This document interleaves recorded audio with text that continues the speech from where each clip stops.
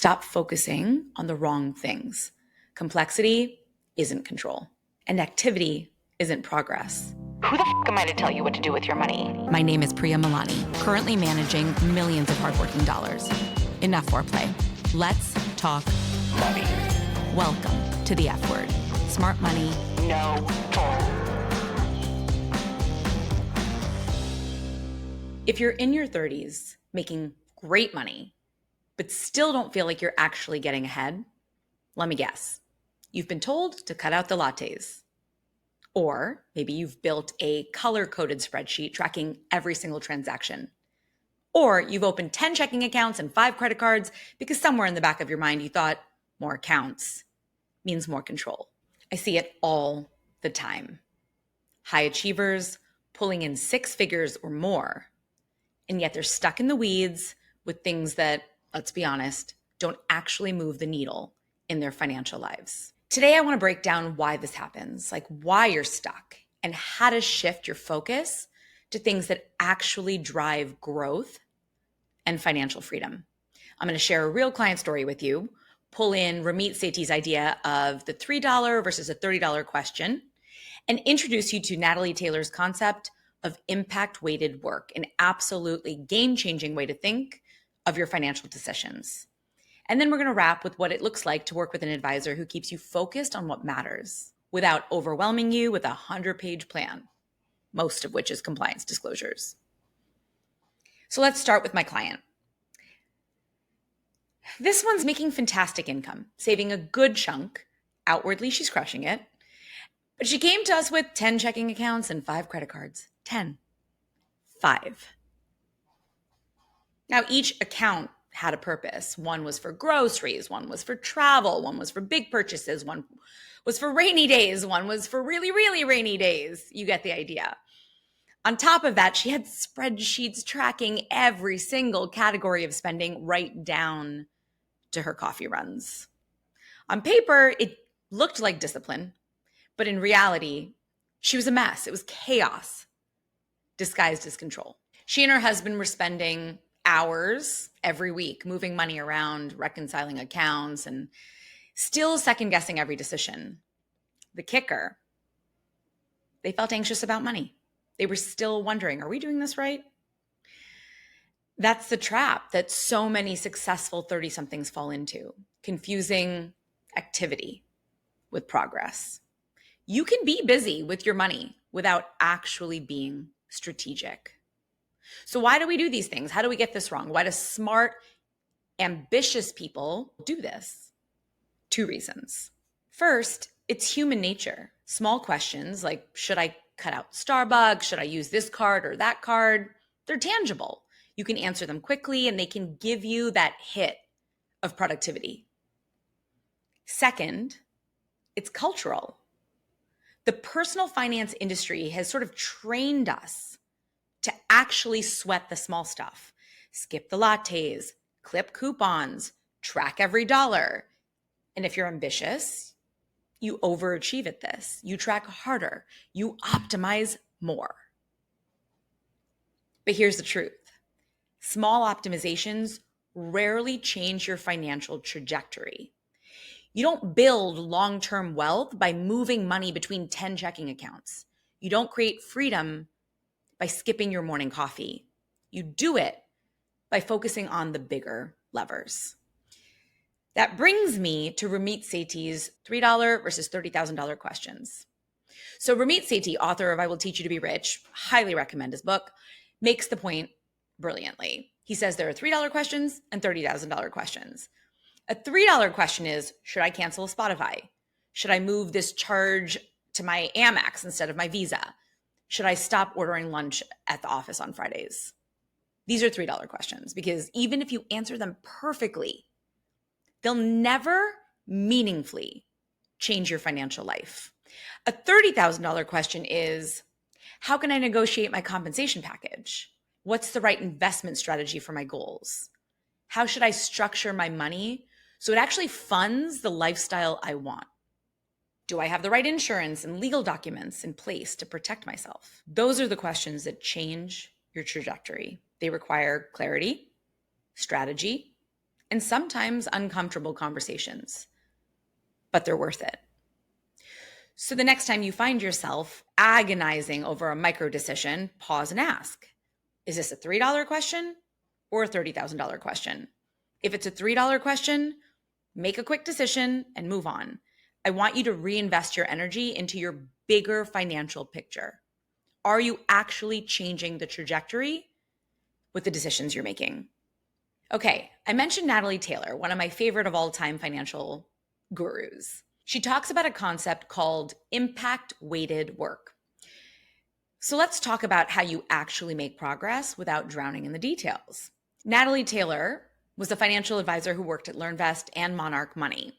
She coined the term impact-weighted work. It's the idea that from a financial advisor's perspective, you don't need to bog the client down in giving you every single data point about their personal financial life or build them a 100-page plan to actually create real change for them.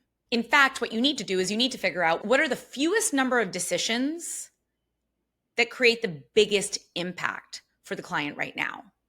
So if your financial advisor is stuck in the weeds with you, the truth is perfectionism keeps people stuck. You don't need a forensic level budget to know you're overspending. You don't need to map out 40 years worth of investment returns to know you should start investing today. Impact-weighted work, impact-weighted decisions, say focus on those decisions that matter right now, given the information that you have. Then move forward. That's how you build real momentum. And that's a really valuable point of view for both financial advisors and investors to remember. Don't get stuck in the weeds. Don't get stuck in nuanced conversations that prevent you from seeing the forest for the trees. Okay, so back to our client with 10 checking accounts. Here's what happened when we applied this concept to their financial life. First up, consolidation. 10 accounts became 2, one for their joint household expenses and an individual one for each of them so that they could maintain a bit of autonomy when it comes to buying gifts for each other, or there's like one-off expenses that drive your partner crazy. Do that from your separate checking account. That's it.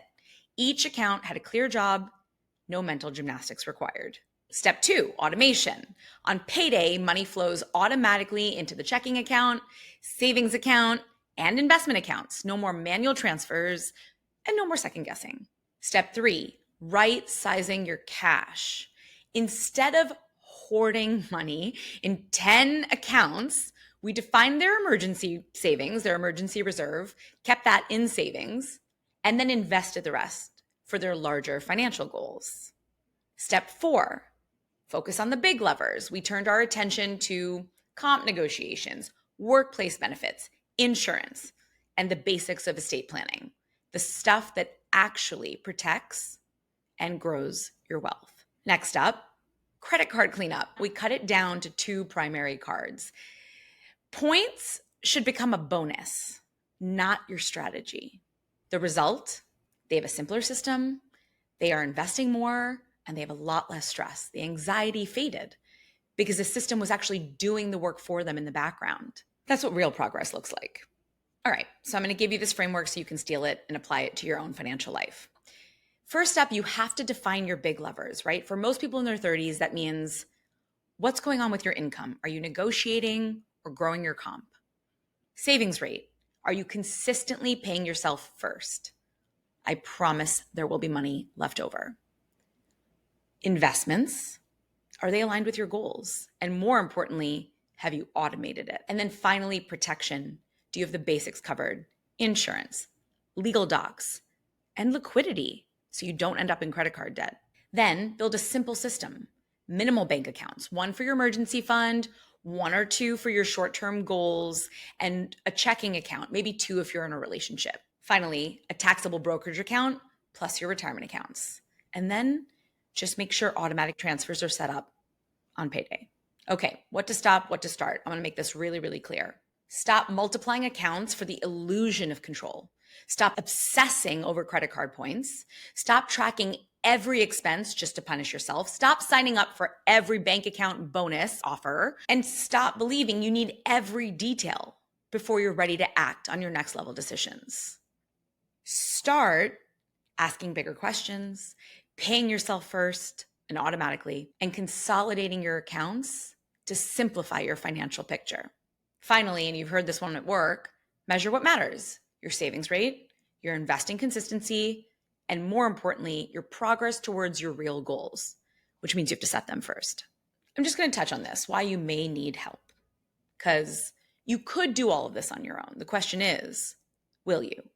Will you consistently focus on the big levers, or will you get sucked back into debating lattes versus coffee from home? That's where the right advisor comes in. A good advisor isn't there to drown you in jargon or hand you a binder of paperwork that you'll never look at.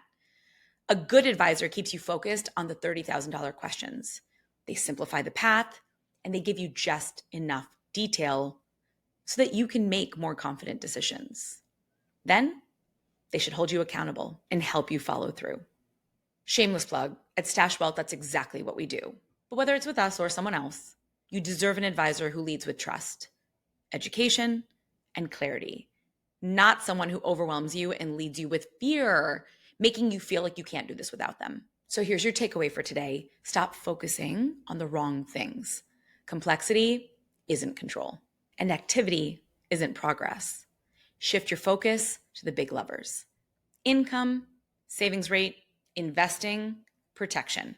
Simplify the rest. If you want accountability, clarity, and a partner to keep you focused on what actually matters, work with an advisor who gets you, who understands your life stage, your goals, and the fact that you don't need another spreadsheet. You need a system. I'm Priya Malani, and this is The F Word. And in case you missed it, we recently won the Wealth Management Industry Award for Best Investor Podcast of the Year, which would not have happened without all of you tuning in, sharing our episodes, and pushing this conversation forward. I truly cannot thank you enough. If this episode resonated with you, share it with a friend who's still juggling 5 credit cards and wondering why they feel stuck. All right, see you next time.